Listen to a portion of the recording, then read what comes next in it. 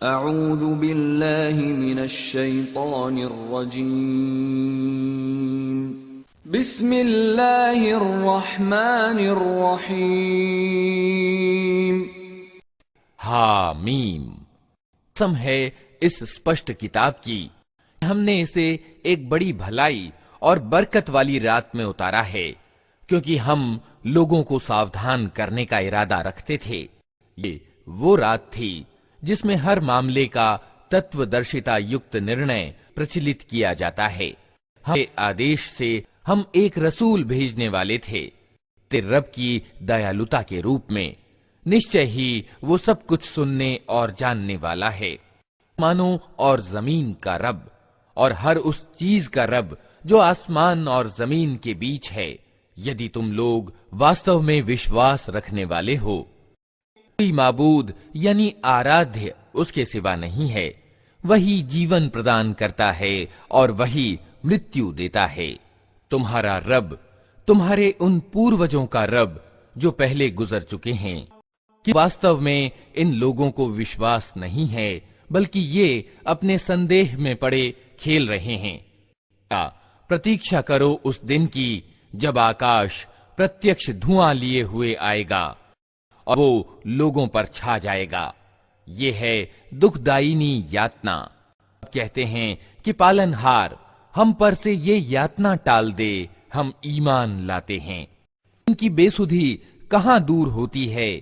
इनका हाल तो ये है कि इनके पास रसूल मुबीन आ गया, फिर भी इन्होंने उसकी ओर ध्यान न दिया और कहा कि ये तो सिखाया पढ़ाया बावला है। तनिक यातना हटाए देते हैं, तुम लोग फिर वही कुछ करोगे जो पहले कर रहे थे। इस दिन हम बड़ी चोट लगाएंगे।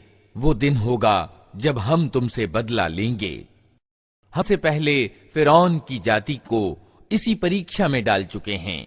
उनके पास एक अत्यंत भला रसूल आया और उसने कहा, अल्लाह के बंदों को मुझे सौंप दो, मैं तुम्हारे लिए एक अमानतदार रसूल हूं। अल्लाह के मुकाबले में उद्दंडता न दिखाओ। मैं तुम्हारे सामने अपनी नियुक्ति का स्पष्ट प्रमाण प्रस्तुत करता हूं और मैं अपने रब और तुम्हारे रब की शरण ले चुका हूं, इससे कि तुम मुझ पर आक्रमण करो। अब तुम मेरी बात नहीं मानते तो मुझ पर हाथ डालने से बाज रहो। अंततः उसने अपने रब को पुकारा कि ये लोग अपराधी हैं।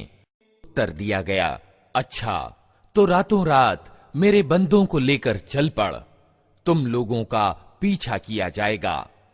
समुद्र को उसके हाल पर खुला छोड़ दे, ये सारी सेना डूब जाने वाली है। यही बाग और स्रोत थे जो वे छोड़ गए, और खेत और भव्य महल, इतनी ही सुख सामग्री जिनमें वे मजे कर रहे थे, उनके पीछे धरी रह गई। हुआ उनका परिणाम और हमने दूसरों को इन चीजों का उत्तराधिकारी बना दिया। फिर न आकाश उन पर रोया न धरती, और तनिक सी मोहलत भी उनको न दी गई। इस प्रकार इस्राएल की संतान को हमने अत्यंत अपमान युक्त यातना से छुटकारा दिया। फिरौन जो सीमोल्लंघन करने वालों में सचमुच उच्च श्रेणी का आदमी था, और उनकी हालत जानते हुए उनको संसार की अन्य जातियों के मुकाबले में प्राथमिकता दी और उन्हें ऐसी निशानियां दिखाईं जिनमें स्पष्ट परीक्षा थी। ये लोग कहते हैं, हमारी पहली मृत्यु के सिवा और कुछ नहीं, उसके बाद हम पुनः उठाए जाने वाले नहीं हैं। अगर तुम सच्चे हो तो उठा लाओ हमारे बाप दादा को। ये अच्छे हैं या तुब्बा की जाति और उससे पहले के लोग, हमने उनको इसी कारण विनष्ट किया कि वे अपराधी हो गए थे। आकाशों और धरती और इनके बीच की चीजें हमने कुछ खेल के रूप में नहीं बना दी हैं। उनको हमने हक के आधार पर पैदा किया है, किंतु इनमें से अधिकतर लोग जानते नहीं हैं। इसके उठाए जाने के लिए निश्चित समय, निर्णय का दिन है। वो दिन जब कोई अपना निकटतम व्यक्ति अपने किसी निकटतम के कुछ भी काम न आएगा और न कहीं से उन्हें कोई सहायता पहुंचेगी, सिवाय इसके कि अल्लाह ही किसी पर दया करे। वो प्रभुत्वशाली और दयावान है। कूम यानी थूहड़ का पेड़ गुनहगार का खाना होगा, तिल की तलछट जैसा। पेट में वो इस तरह जोश खाएगा जैसे खौलता हुआ पानी जोश खाता है। पकड़ो इसे और रगेदते हुए ले जाओ इसको जहन्नम के बीचों बीच, और उंडेल दो इसके सिर पर खौलते पानी का अजाब यानी यातना। चख इसका मजा, बड़ा जबरदस्त इज्जतदार आदमी है तू। वही चीज है जिसके आने में तुम लोगों को संदेह था।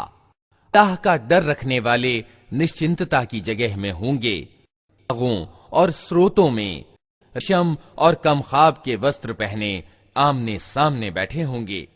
होगा उनका गौरव, और हम गोरी गोरी मृगनयनी स्त्रियों से उनका विवाह कर देंगे। वे निश्चिंतता पूर्वक हर प्रकार की स्वादिष्ट चीजें तलब करेंगे। हाँ, मृत्यु का मजा वे कभी न चखेंगे। बस दुनिया में जो मृत्यु आ चुकी सो आ चुकी, और अल्लाह अपने अनुग्रह से उनको नरक यातना से बचा देगा। यही बड़ी सफलता है। नबी, हमने इस किताब को तुम्हारी भाषा में आसान बना दिया है ताकि ये लोग नसीहत हासिल करें। अब तुम भी प्रतीक्षा करो, ये भी प्रतीक्षा में हैं।